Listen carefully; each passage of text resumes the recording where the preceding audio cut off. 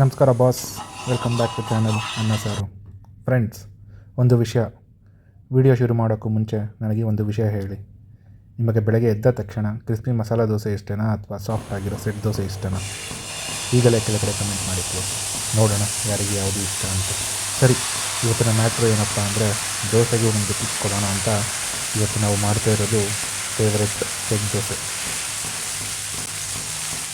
ಹಾಗೆ ಫ್ರೆಂಡ್ಸ್, ಈಗ ನೀವು ನೋಡಿದ ಹಾಗೆ ತವ ಮೇಲೆ ದೋಸೆ ಇಟ್ಟು ಹಾಕಿ.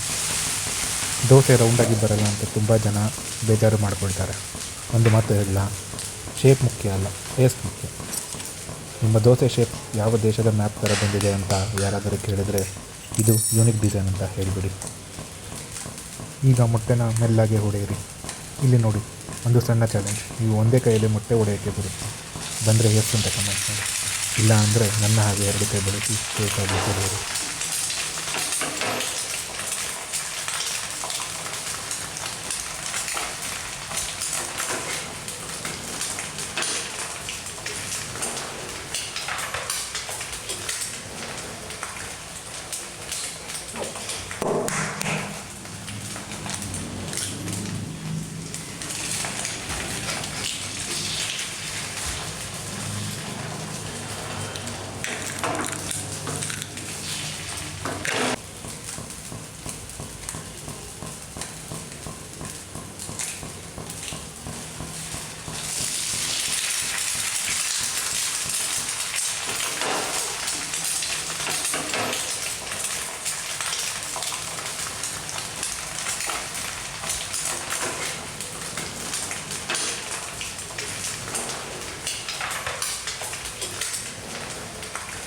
ಈಗ ಖಾರದ ಪುಡಿ ಉದುರಿಸುತ್ತೆ.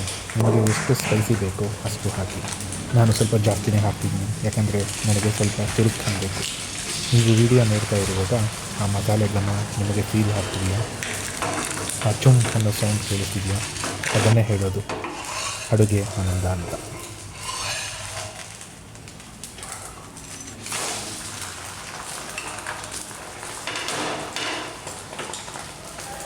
ನೋಡಿ ಬಾಸ್, ನಮ್ಮ ಹೆಗ್ ದೋಸೆ ಈಗ ರೆಡಿ ಟು ಹಿಟ್.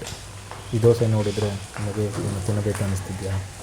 ಪಲ್ಯ ಜೊತೆನಾ ಅಥವಾ ಚಟ್ನಿ ಜೊತೆನಾ? ಈ ರೆಸಿಪಿ ನಿಮ್ಮ ಮನೇಲಿ ಟ್ರೈ ಮಾಡಿದರೆ ಕಮೆಂಟ್ ಬಾಕ್ಸಲ್ಲಿ ತಿಳಿಸಿ. ನೆಕ್ಸ್ಟ್ ವೀಡಿಯೋದಲ್ಲಿ ನಿಮ್ಮ ಹೆಸರನ್ನು ಹೇಳ್ತೀನಿ.